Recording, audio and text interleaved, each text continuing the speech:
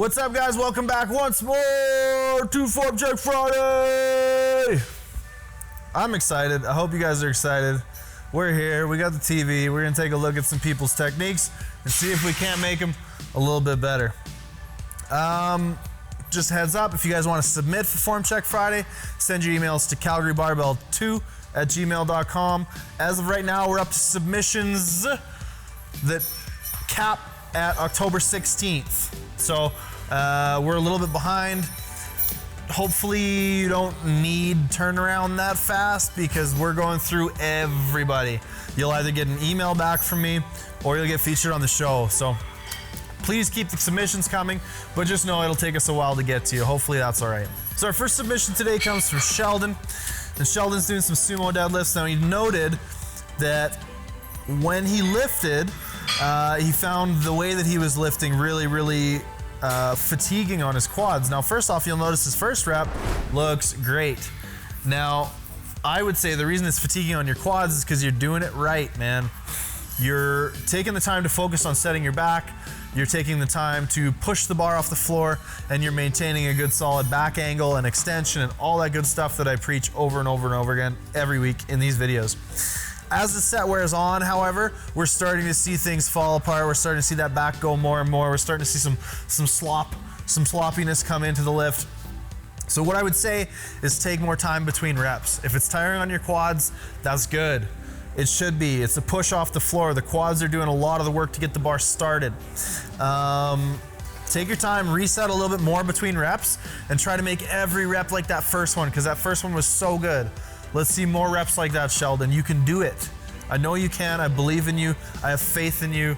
And let's make all your reps like that first rep of this set.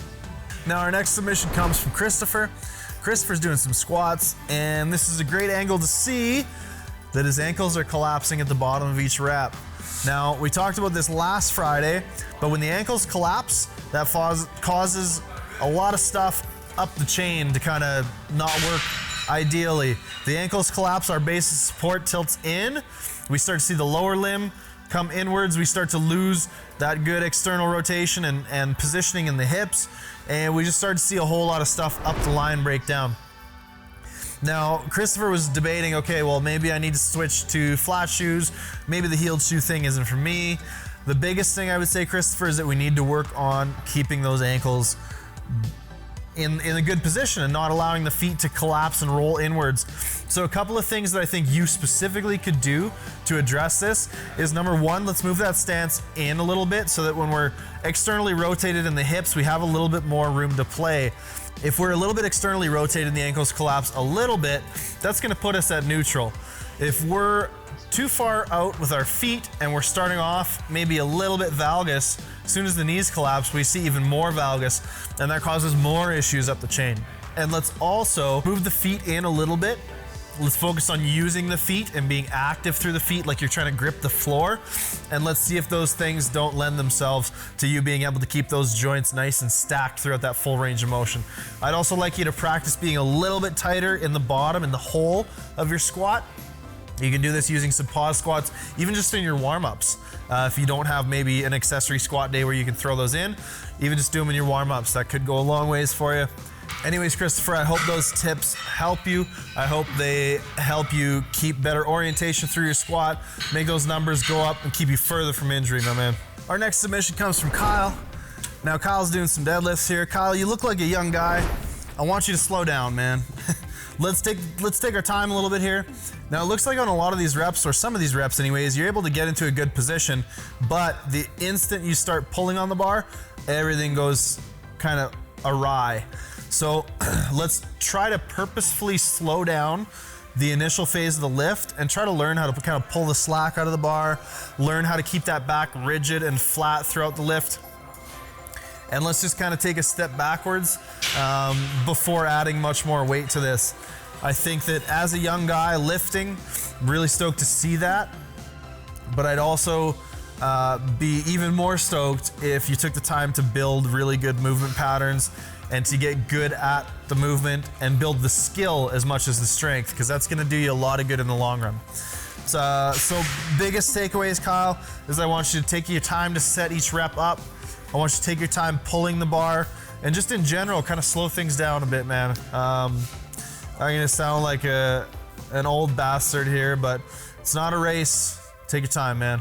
Take your time. It's a long game if you want to get strong. So I hope that stuff helps. I hope you take it to heart, man. Our next video here comes from Gukan, and I hope I'm pronouncing your name even almost right.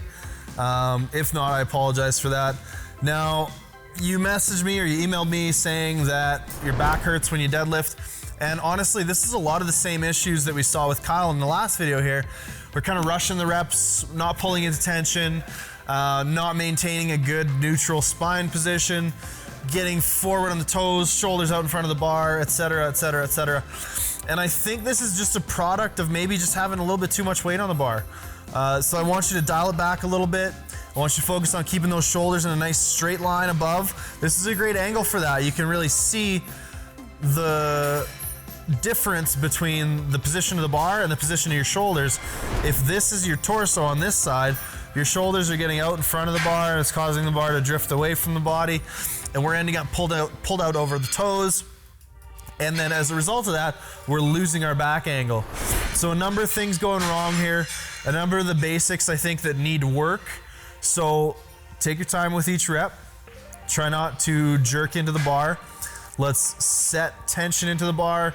Let's set that back flat, and let's do our damnedest not to lose that positioning when you initiate the lift. And our last video for today comes from Alexander. Now, Alexander is doing some conventional deadlifts here. And to be totally honest with you, man, your mechanics look really sound. One thing I would try to do is I'd try to get that torso just a little bit more upright before you initiate the pull. But you're doing a very, very good job of bracing your trunk, of maintaining the rigidity of your torso, and of keeping your position the same from starting the lift to, and like the first phase of the lift to completing the lift. We're not seeing any breakdown in technique here, so to speak. The one thing I would do is just try to sit your butt down just a little bit more and use a little bit more quads to initiate that lift. I think that's going to give you a little bit of an advantage coming into the second part of the lift, from like knee to lockout, because you'll be a little bit more upright throughout that portion of the lift. We also saw some squat videos here, and those looked really good, man. I got no complaints, no real major criticisms with those, but I thought I'd throw them up here because we showed your other video, and I thought I would at least comment on them. So that's it, guys. We're up to October 16th. I may have mentioned that before. Submissions, go to calgarybarbell2@gmail.com. Thank you, everybody, for tuning in. Thank you for sending in the submissions. Thanks to everybody who's purchased merch and apparel so far. That's it. We'll see you guys next week.